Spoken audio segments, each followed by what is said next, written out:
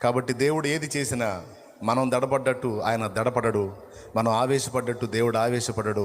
కొన్నిసార్లు మనం టెన్షన్ పడ్డా ఆయన ప్రశాంతంగా చూస్తూ ఉంటాడు. అప్పుడే మనకు చిరాకు వచ్చింది, ఏందయ్యా నువ్వు అనిపిస్తుంది. ఆయన చిరునవ్వు నవ్వుతా చూస్తూ ఉంటాడు. ఆ సమయం వచ్చినప్పుడు ఆయనే కదిలిస్తాడు. ఇదిగో ఇప్పుడు సమయం వచ్చింది వెళ్ళంటాడు. మీరు ఒకవేళ మీ జీవితంలో ఎదుర్కొంటున్న ప్రతికూలతలను బట్టి ఇబ్బంది పడుతున్నారేమో, డోంట్ వరీ. నీకు నష్టాలుగా కనబడే నీ నష్టాలు కాదు, అవి నీ లాభానికే. ఒక్కటి మాత్రం పోగొట్టుకోవద్దు. ఒక భక్తుడు రాశాడు, దేవుడు మన శ్రమలకి మనకి మధ్య నిలవడు, మన శ్రమలకి మనకి మధ్య నిలవడు, మన విశ్వాసానికి మనకు మధ్య నిలబడతాడు అన్నాడు. అంటే అర్థమైందా?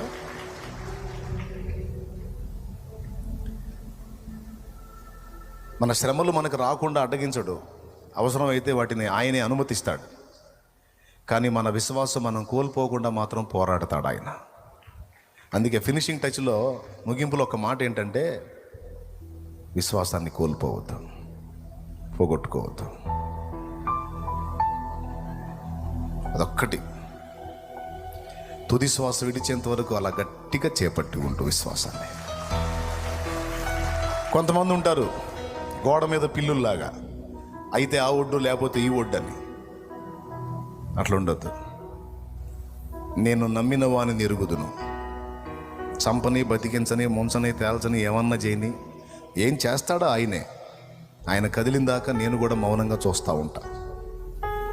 కానీ ఒకటి మాత్రం నేను నమ్ముతా, ఆయన తన బలమైన బాహు చేత కార్యాలు జరిగించగలడు. ఆస్తులు పోగొట్టుకున్నావా? Don't worry. పేరు ప్రఖ్యాతులు పోగొట్టుకున్నావా? Don't worry. బంధు జనాల్ని పోగొట్టుకున్నావా? Don't worry. ఎంతో ప్రేమించే వారిని లాస్ అయ్యావా? Don't worry. అయ్యి ఎంత అండి, ఒక్కటి నువ్వు కలిగి ఉంటే చాలు, పోయినవన్నీ మళ్ళీ నీ చేతికి వస్తాయి. విశ్వాసం. ఇవన్నీ కలిగి ఉండి విశ్వాసం పోగొట్టుకున్నావు అనుకో, మొత్తం పోయినట్టే.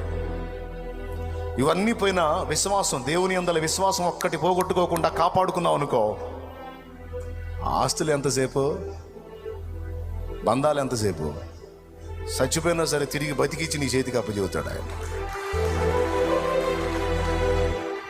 చేయలేడా?